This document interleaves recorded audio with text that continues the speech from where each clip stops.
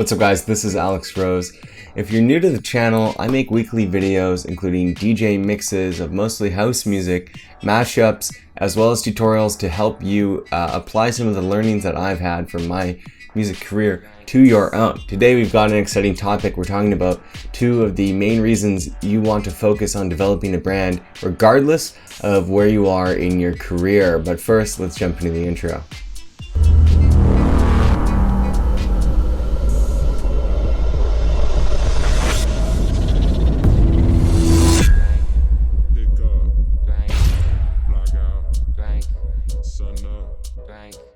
So the two main reasons that you should care about your brand as an artist. First, and I have my notes in front of me just to make sure I cover everything in this video, but first we've got to develop a brand identity. So what this means is basically every brand around the world, if you've watched this TED Talk, The Golden Circle, has what's called their Golden Circle, the why, how, what of their brand. Every brand uses this. It's a very effective way to kind of put into words and solidify the reason why, how, and what you do. So I'll give you some examples for how to apply this, but basically it's what it sounds like. It's why you do what you do, how you do it, and what you actually do. So let's apply it to Martin Garrix because he's a very accessible example. Everyone knows who Martin Garrix is in this world. So why does Martin Garrix do what he does? Not what does he do, but why does he do it? Well, if you watch interviews, whatnot, the reason he will give when he's receiving criticism or he's explaining why he made a decision, is because he wants to make people happy. He wants people to associate him with positive emotions. He wants people to live a youthful, happy life when they think about Martin Garrix. That's what his brand is all about. It's about enjoying life and it's about having happy memories. And so that kind of goes into the how he does it. So how does he make people happy? Well, he creates memorable experiences.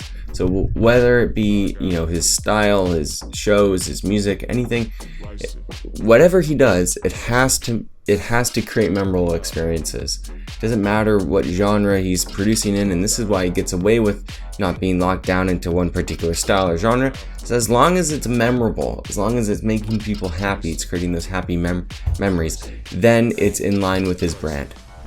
And then finally, this is why it doesn't matter, again, what genre he produces or what he's doing, but the what of Martin Garrix that he said, okay, what's the best way I can make memorable experiences that make people happy? Well, it's by having these elaborate live shows that, really make people's money worth it when they pay to go to one of his shows. They get this incredible experience. I just saw Martin Garrix the other week myself, and I'm never going to forget that show, right? It was an incredible show. The production value was insane. And also when it comes to the music he produces, he makes sure that there's definitely certainly a mainstream popular element to it because that's memorable, but there's also, usually a unique element to it as well. So no two songs are exactly the same when it comes to Martin Garrix. They're always different. They're always eliciting powerful emotions. And that's kind of what drives all of his decisions moving forward. He just says, is what I'm doing making people happy, and is it making memorable experiences? The what doesn't really matter as long as it fits those two things. As long as it does those two things, it's brand aligned. Now let's look at a very different artist to contrast that. Let's look at Xiaomi. So Xiaomi is the house music, future house king, owner of the label Confession, and good friends with Mala and Mercer and DJ Snake, pardon my French. So why does Xiaomi do what he does? Well, again, look at interviews, look at the way he talks. It's about being authentic. He thinks authenticity is the be-all and end-all of everything he does. He says, you must be authentic. You must be true to yourself. Even when he's talking about Mala, who wears a mask, he says he's true to himself. That's why I like him. So, why he does what he does is for authenticity. How does he do it? Well, he does it by pushing creative boundaries. So, everything he does has to be pushing creative boundaries. It has to be really exploring every facet of someone's creativity, whether it be as an individual or in a collective. He doesn't care much for doing exactly what everyone else is doing, phoning it in. Those things aren't core elements to what he does. He cares more about pushing himself creatively and pushing his peers creatively. So what does he do? Well, he focuses on house music especially, but it's probably because he thinks that's where the most creativity can be found. So he is really into experimental music, weird bass, G, tech house, with crazy sound design that you don't really hear anywhere else. So again, whereas Martin Garrix doesn't really care a lot about sound design, he's reusing a lot of sounds that are familiar to people because that's about creating memories. Xiaomi is using unique sounds, focusing on creativity and uniqueness. And he also works with very unknown artists. So Martin's starting to do this with his own record label Stamp, but Xiaomi's really the originator. He was the trendsetter of, let's make a label that's accessible to almost everyone as long as what they're doing is quality and creative. And so there's lots of unknown artists who, this is their big break, is getting on Confession, and they might not even get that many plays on his label. But what he cares most about is that they're being authentic and that they're pushing boundaries.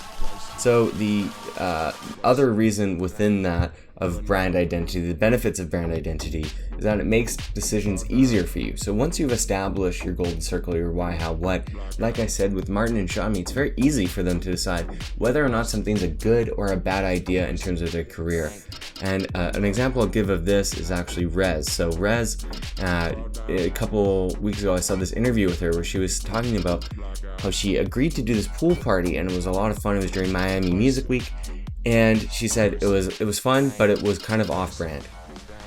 So what does that mean? It doesn't mean that taking that opportunity was necessarily a bad idea. Like, she had fun, but it did conflict with the message that she's trying to send with her music, right? This message of kind of hypnotic, dark mysteriousness.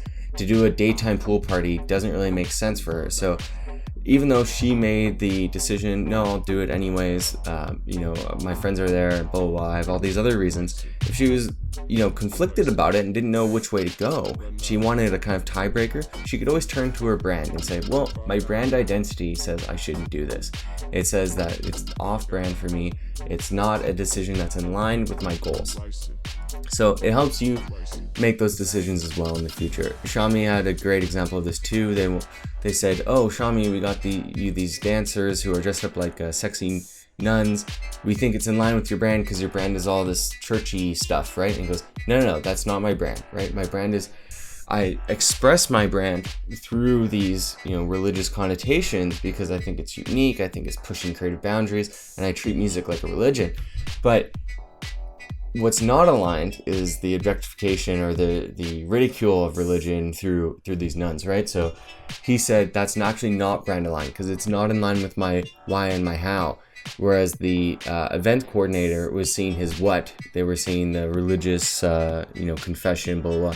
They were seeing the what of his brand and assuming that was how they should make decisions. But it's not. You should always make decisions based off of the why and the how.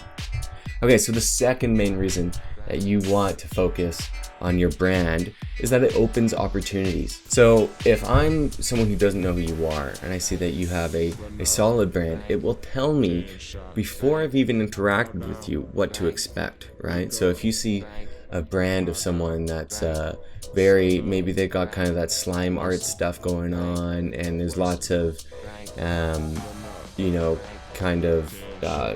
dirty, but, grungier elements, then it's safe to assume that they're probably dubstep or rhythm or something like that, right? It's kind of that getter motif, or if they have, lots of very aggressive iconography, then that's another good sign that there's probably something like dubstep or bass house, right? Like Excision. So there's different kind of clues you can give to people through your brand that lets them know before even interacting with you whether or not you're a good fit for each other. Now this can be an opportunity and a disadvantage, right? Because you could probably block out some opportunities by that, right? You're not going to get hip-hop opportunities if what you're exuding is future house, but that's actually a good thing for you in the long run because it keeps you consistent.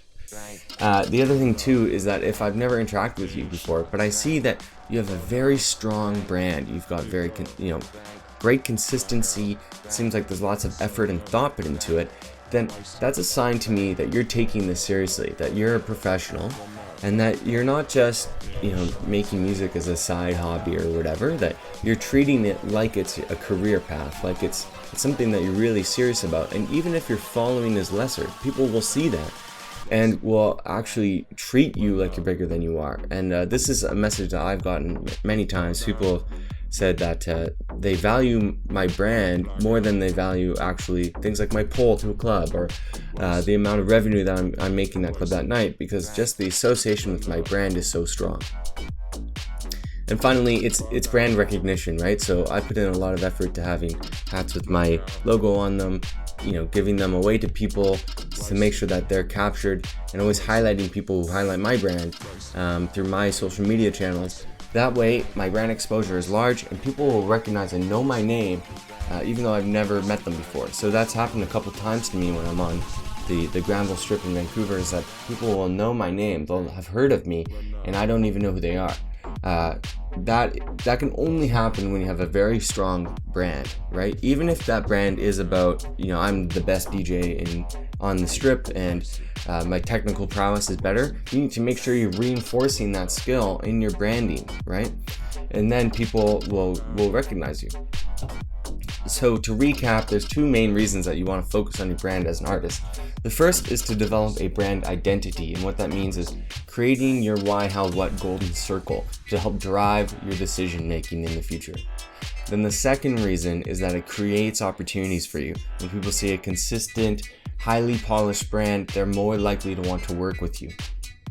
So I hope this was helpful. If it was, I'd like for you to leave the why, how, what of your own brand identity in the comments down below. And if you found this content useful, you can support me on Patreon, as well as through streaming my music on Spotify. My next record comes out August 21st, and that's a remix of Crescence's In Your Place. I'm very, very excited about that. So please save it into your playlist. If you like the song, it helps me out a lot. And happy dancing as always. Catch you in the next video.